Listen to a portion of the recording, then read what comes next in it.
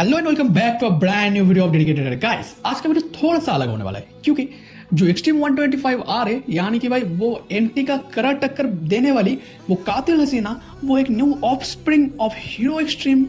160R। तो भाई क्या उसके ऊपर सब कुछ अच्छा है या फिर कुछ डार्क रियलिटी भी है, तो उनके ऊपर कुछ डिटेल लोडेड वीडियो बनने वाला है। तो भाई एक्सट्रीम लवर्स आज थोड़ा आप दुखी होने वाले हो तो वीडियो को देख लेना क्योंकि भाई डार्क है बट रियलिटी है, तो वो सारे कुछ जो एक्सप्लोर होने वाला है आज इसी वीडियो में। तो देखो भाई सिंगल सीट आ चुका है, फैमिली पर्पस के लिए क्या आप यूज कर पाओगे? मेरी साफ आंसर है नो भाई, क्योंकि देखो इसका चेसी छोटा है, इसका रियर सीट का डिजाइन जो है एकदम बिल्कुल स्प्लिट सीट वाला किया गया है, तो यहाँ पे सीट भी छोटा है। तो पिलियन सीट सिंगल में हो या स्प्लिट में आप आपके पिलियन को आराम से कंफर्टेबली इसमें बैठा नहीं पाओगे।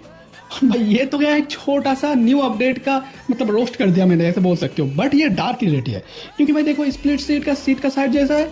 रियर पिलियन वाला, वैसा ही सिंगल सीट का भी रेयर पिलियन प्लस सीट का साइज सेम ही है, बट भाई जेट सीट को जो है जोड़ दिया है, समझ रहे हो, कुछ ऐसा सीन है। तो इससे ज्यादा कुछ फर्क नहीं पड़ेगा आपका पिलियन को, आपका पिलियन वैसे भी एक्सट्रीम 125R में बैठ नहीं पाएगी। आप सामने से ही देख पा रहे हो दोनों bike split seat and single seat दोनों को ही। ये तो है इसके सीट के लेके। अभी बात करते हैं भाई देखो इसका जो मतलब आता है ना मतलब लुक्स एंड डिजाइन, तो देखो मैं मेरा पर्सनल ओपिनियन आपको देता हूँ। तो ये जो बाइक है एक्सट्रीम 125R भाई no doubt extreme 125R 125cc segment में एक रेवोल्यूशन है। हाँ भाई, क्योंकि भाई ऐसा कोई स्पोर्ट्स सेगमेंट का बाइक अभी मतलब फुल स्पोर्ट्स तो नहीं बोल सकते बट स्पोर्ट्स सेगमेंट का शुरुआत जो है एक्सट्रीम 125R ने की है 125cc सेगमेंट में। एंड भाई ऐसा लुक्स डिजाइन ऐसे शार्प टैंक्स एंड उसके एजेस ट्रंक श्राउड्स, उसके ऊपर से भाई रेयर सेक्शन देख सकते हो, पूरा ही ना ऑसम कैटेगरी का सेट है। बट यहाँ पे कुछ चीजें में ये चीज बुरा कर जाता है, वो चीजें आपको पता होना चाहिए। जैसे कि भाई इसका लुक्स में सबसे पहले एक इंसान क्या देखता है,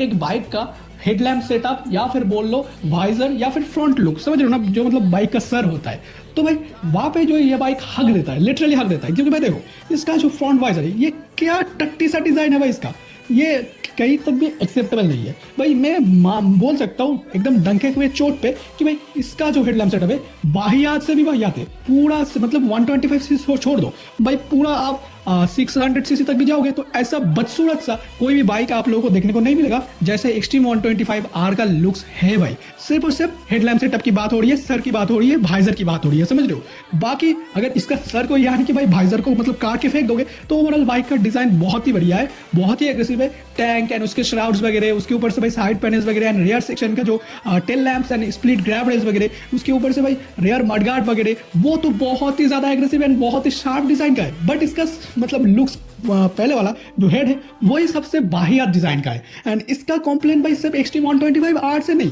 सारे हीरो बाइक से मैं करूंगा, क्योंकि भाई देखो आपको भी पता है जो हमारा करिश्मा आ रही थी, करिश्मा का लुक्स वो जूम वाला जो हेडलाइट सेटअप है ना, उसी को करिश्मा का हेडलैम्प बना दिया गया है, उसी को करिश्मा का मेन जो है वाइजर या फिर हेड बोल सकते हो वो बना दिया गया है, जो कि एक 210 या फिर 250cc सेगमेंट बाइक होने के लिए मतलब वो कहीं पे भी करिश्मा डिजर्व नहीं करते, वो वाहियात सा डिजाइन वाला हेडलैम्प सेटअप या फिर हेड जो भी बोल लो आप, समझ रहे हो। तो कुछ ऐसा सीन है और ये वहीं तक नहीं रुका, ये सारे जगह पे ऐसे हीरो वालों ने डिजाइन में हगा है भाई। हीरो का डिजाइन टीम से बदतर काम करने वाला कोई भी डिजाइन टीम आपको देखने को नहीं मिलेगा, सीरियसली बोल रहा हूँ। ये बॉडी रेयर सेक्शन तो बढ़िया बना देता है बट यार हेड सेक्शन यानी कि वाइजर यानी कि फ्रंट आप लोग जो हेडलैम्प सेटअप वगैरह वो बहुत ही वाहियात बनाते हैं। बट एक जगह पे मैं तारीफ करना चाहूंगा हीरो कंपनी का डिजाइनर को, क्योंकि भाई वो जो है वो ग्लैमर का बहुत ही अच्छे से बनाते हैं, यानी कि जो ग्लैमर ओजी मॉडल यानी कि क्लासिक मॉडल है उसके हेडलैम्प सेटअप को न्यू डीआरएस के साथ बहुत ही बढ़िया डिजाइन किया है हीरो कंपनी वालों ने। लेकिन फिर से आगा है कहा वो है भाई सुपर स्प्लेंडर के मामले में, तो हीरो सुपर स्प्लेंडर क्या ही वाहियात डिजाइन वाला बाइक है, वो मैं मतलब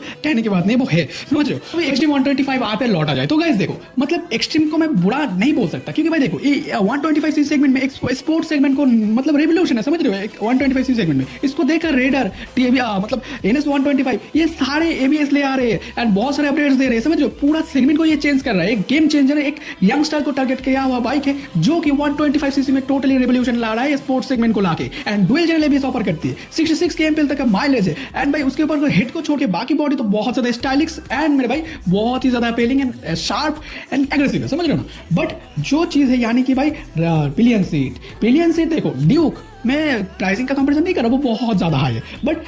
वो तो एक फुल स्पोर्ट सेगमेंट का बाइक है ना, बट उसका रेयर चेसी देखोगे तो समझ पाओगे, क्योंकि भाई देखो उसका जो पिलियन सीट है ना वो इतना बड़ा है कि ग्लैमर का सिंगल सीट का वाला पिलियन सीट से भी वो बड़ा है, समझ रहे हो, कुछ ऐसा सीन है, क्योंकि भाई उसका चेसी लंबा है। तो थोड़ा सा हीरो वालों को एक्सट्रीम 125R 160R का चेसी को जहाँ पे पिलियन बैठता है वो चेसी को थोड़ा सा लंबा करना चाहिए, जाकि वो थोड़ा सा पिलियन सीट को एक लंबी सीट दे सके। क्योंकि मैं क्यों इतना ज़्यादा बोल रहा हूँ, क्योंकि देखो मेरे जो यंगस्टर भाई वो बाइक लेते और बाइक लेने के बाद अपने मॉम को बैठाते, वो कंफर्टेबली बैठ नहीं पाते, बट वो बोलते नहीं है, बट एक डेढ़ महीने बाद वो लिटरली हमारा मॉम या फिर कोई गर्लफ्रेंड वगैरह भी किसी का है तो वो जो है बैठने को इनकार कर देते हैं एक्सट्रीम 125R में। आप में से किसी के साथ ऐसा हुआ है या नहीं, वो जरूर से कमेंट आउट करना, क्योंकि होता है इसलिए मैंने बताया भाई। सीट इतना छोटा है भाई, MT से कंपेयर कर रहे हो यार, MT 150cc सेगमेंट का बाइक है एंड भाई वो जो है 50 का एवरेज दे देता है माइलेज, और भाई ये 125cc का बाइक है, ये 60 का माइलेज दे रहा है। मानता हूँ कैटेगरी सिमिलर है, बट यार जो हो सकती है